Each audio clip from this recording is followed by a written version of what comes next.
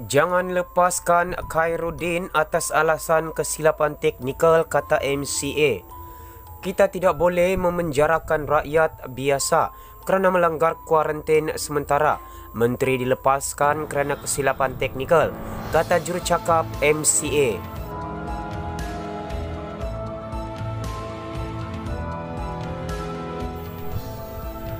MCA menggesa agar Menteri Perusahaan Perladangan dan Komoditi Khairuddin Aman Razali tidak dilepaskan dari kesalahan melanggar peraturan kuarantin COVID-19 berdasarkan kesilapan teknikal.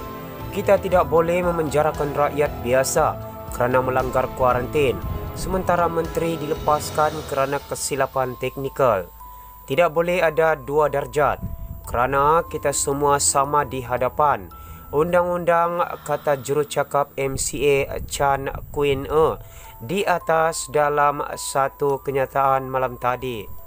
Chin yang merupakan peguam mempersoalkan anggapan bahawa seseorang hanya menjadi individu yang diawasi PUS apabila seorang pegawai yang diberi kuasa memerintahkan seseorang itu secara lisan untuk menjalani kuarantin. Dia menyorot bahawa sebelum perjalanan Khairuddin ke luar negeri pada Julai, kerajaan telah menyatakan dengan jelas bahawa semua pelancong yang masuk dari luar negara dianggap PUS dan harus menjalani kuarantin 14 hari. Anda tidak menjadi PUS hanya setelah diberi salinan borang 14B. Anda secara automatik merupakan PUS sekiranya anda memasuki atau memasuki semula Malaysia dari luar negara. Sekiranya Khairuddin berada di bawah pengecualian dari kuarantin wajib, pihak berkuasa mesti dapat menunjukkan perkara ini. Jika tidak, ini menetapkan duluan presiden berbahaya di mana seseorang PUS yang pihak berkuasa lupa untuk berikan borang 14B boleh melanggar kuarantin tanpa perlu dihukum, katanya. Chan juga mempersoalkan mengapa Khairuddin dikenakan kompaun bernilai RM1,000 atas tuduhan pelanggaran di bawah Akta Pencegahan dan Pengawalan Penyakit Berjangkit 1988, Akta 342, dengan pihak berkuasa mendakwa bahawa tidak ada peraturan yang dilanggar. Khairuddin telah mengunjungi Turki pada 3 Julai dan kembali ke Malaysia pada 7 Julai. Selepas itu, dia tidak menjalani kuarantin 14 hari seperti individu lain yang kembali dari luar negara. Sebaliknya, menghadiri banyak acara umum. Ini termasuk sesi parlimen dan acara di Istana Negara. Dia dikenakan denda kompaun sebanyak RM1,000 bertarikh 7 Ogos atas tuduhan pelanggaran tersebut. Tetapi Ketua Pengarah Kementerian Kesihatan Dr. Noor Hisham Abdullah telah mengabaikan pertanyaan apakah kompaun itu diundur tariknya backdated. Bagaimanapun, Noor Hisham mengatakan bahawa kejadian itu harus menjadi peringatan kepada barisan perubatan untuk mematuhi prosedur operasi standard kerajaan sendiri. Jabatan Peguam Negara mengatakan bahawa setelah siasatan, didapati bahawa Khairuddin telah menjalani pemeriksaan kesihatan di lapangan terbang antarabangsa Kuala Lumpur setelah kembali dari luar negara. Dia diuji negatif COVID-19 dan diizinkan untuk pulang ke rumah, tetapi tidak dikeluarkan borang 14B dan tidak diperintahkan untuk menjalani kuarantin kendiri di rumah sesuai dengan Seksyen 15 dalam kurungan 1 Akta 342. Oleh itu, berdasarkan pertimbangan di atas, AGC telah memutuskan untuk tidak meneruskan tuduhan terhadap Menteri kerana bukti yang tidak mencukupi dan dengan demikian gagal memenuhi beban bukti yang diperlukan di bawah undang-undang. Chan mengatakan bahawa mengklasifikasikan kes Khairuddin sebagai tiada tindakan selanjutnya NFA tidak semestinya menandakan berakhirnya perkara itu. Hingga 23 Ogos, sebanyak 27 laporan polis telah dibuat terhadap Khairuddin. Rayuan terhadap keputusan untuk NFA masih dapat diajukan ke bahagian pendakwaan AGC, baik melalui peringkat negeri atau langsung ke pejabat pusat AGC di Putrajaya, katanya. Masih dalam perkongsian berita yang berkaitan, rakyat kecewa Menteri langgar kuarantin tak didakwa, kata Puat Zakarsi. Pemimpin UMNO berkata Menteri PAS itu sepatutnya lebih mengetahui tanggungjawabnya bersabit dakwaan pelanggaran kuarantin.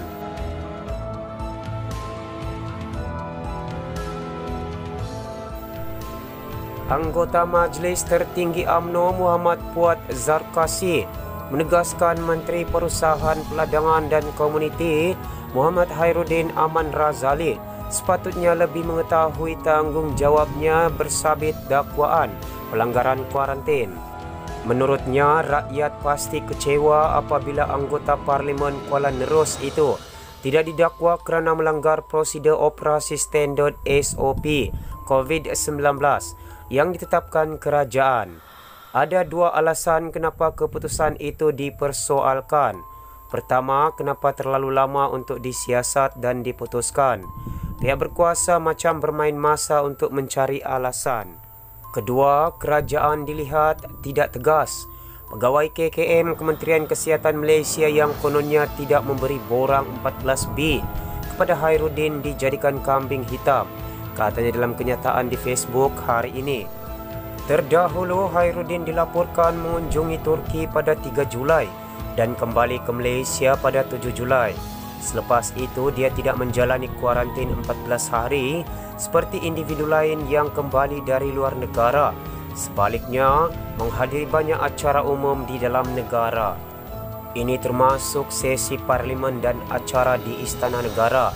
Dia dikenakan denda kompaun sebanyak RM1,000 bertarikh 7 Ogos atas tuduhan pelanggaran tersebut.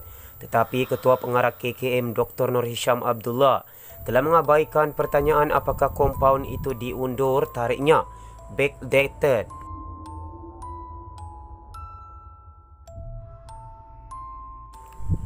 Susulan itu, Jabatan Peguam Negara menjelaskan bahawa setelah siasatan didapati bahawa Khairuddin telah menjalani pemeriksaan kesihatan di lapangan terbang antarabangsa Kuala Lumpur setelah kembali dari luar negara. Dia diuji negatif COVID-19 dan diizinkan untuk pulang ke rumah, tetapi tidak dikeluarkan borang 14B dan tidak diperintahkan untuk menjalani kuarantin kendiri di rumah sesuai dengan Seksyen 15 dalam kurungan 1 Akta 342. Sementara itu, Puat berkata rakyat biasa yang balik dari Sabah sebelum tarikh 27 September juga mengambil tanggungjawab dan inisiatif sendiri melakukan kuarantin di rumah selama 14 hari. Malah katanya ada yang mengeluarkan belanja sendiri untuk melakukan ujian saringan, calitan atau swab test. Bukan itu saja, ada yang melakukannya sampai 2 kali. Maka dari segi moral sepatutnya sebagai menteri, Khairuddin lebih mengetahui tanggungjawab beliau. Nyawa dia adalah juga nyawa orang lain. Kini kerajaan dituduh melakukan ketegasan selektif. Rakyat kecewa, katanya. Namun begitu, berbeza pula suara daripada pemimpin parti PAS sendiri. Syukur Khairuddin bebas, PH boleh cari isu lain pula, katanya. PH pun dah memang terkenal mampu menjadikan seekor nyamuk sebagai seekor gajah, kata Nick Abdo. Keputusan Jabatan Peguam Negara AGC terhadap Menteri Perusahaan Perladangan dan Komoditi Muhammad Khairuddin Aman Razali disambut baik dengan rasa syukur oleh pimpinan PAS. Anggota Parlimen Bachok Nick Abdul Aziz berpendapat semua pihak perlu berlapang dada menerima keputusan berkenaan. Saya merafak syukur kepada Allah di atas pengumuman oleh pihak berwajib bahawa YB Datuk Dr. Muhammad Khairuddin bin Aman Razali adalah bebas dan tidak pun melakukan sebarang kesalahan, melanggar perintah kuarantin seperti mana dakwaan musuh politik beliau sebelum ini. Adalah amat jelas, tiada arahan dikeluarkan kepada beliau untuk melaksanakan kuarantin diri pada bila-bila masa pun, sebaik beliau pulang dari luar negara. Sebaik isu ini dipanaskan sebelum ini, beliau telah pun memohon maaf secara terbuka, berbesar hati mengaku bersalah secara sukarela bagi menutup kekhilafan oleh pihak lain, membayar kompaun maksimum yang dikenakan ke atasnya dan secara sukarela juga memotong gaji selama 3 bulan. Maka adalah amat elok untuk kita bersama-sama menerima keputusan Peguam Negara hari ini dengan penuh lapang dada, katanya dalam hantaran di Facebook semalam. Terdahulu AGC memutuskan tidak mengemukakan sebarang pertuduhan terhadap menteri, memandangkan tiada keterangan yang kukuh bagi memenuhi beban bukti yang diperlukan di bawah undang-undang. Dalam perkembangan itu, Nik Abdul berkata dia juga perlu terima kasih kepada pihak pembangkang, iaitu Pakatan Harapan PH, yang membuat aduan demi aduan kepada pihak polis agar Muhammad Khairuddin disiasat demi ketulusan dan integriti. Walaupun keputusan hari ini amat tidak memihak serta menggagalkan pihak pembangkang untuk terus memanaskan isu ini, tetapi nyata kebenaran telah diangkat dan diletakkan pada tempatnya yang mulia.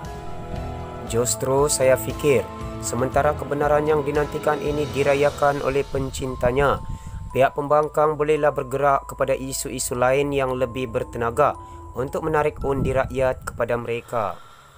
Menurutnya, banyak lagi isu boleh dimainkan. Lagipun politik negara kan tak berapa stabil sekarang. PH pun dah memang terkenal mampu menjadikan seekor nyamuk sebagai seekor gajah, katanya yang juga ahli jawatan kuasa PAS Pusat. Semua sumber berita telah dipetik dari Malaysia Kini Online. Terima kasih kerana anda mendengar video ini sehingga ke penghujungnya. Jangan lupa untuk like dan subscribe channel ini. Anda digalakkan untuk klik pada butang lonceng bergegar agar setiap kali saya berkongsi video, anda akan menerima pemberitahuan. Jika anda mempunyai sebarang komen, sila tinggalkan pada ruangan di bawah. Terima kasih.